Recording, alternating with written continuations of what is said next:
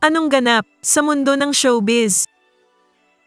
Agad na sinagot ng kapuso actress na si Hazel Kinuchi ang paratang umano'y may relasyon sila ni Richard Gutierrez matapos umanong maispatan ng dalawa kasama ang mga anak ng aktor.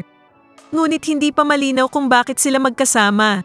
Sa isang post sa Instagram ay may isang netizen na nagkomento na, "Is you and Richard Gutierrez in a relationship?"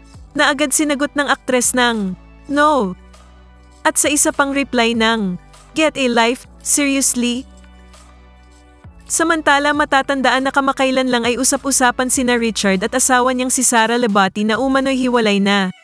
Ito ay matapos mapansin ng ilang netizens na hindi na magkasama ang dalawa sa kanilang mga post.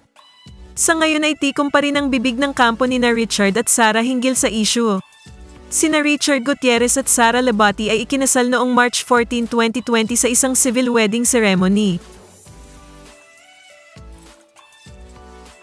Kung nagustuhan mo ang content na ito, please consider subscribing. And don't forget to click share, like, and comment your opinion.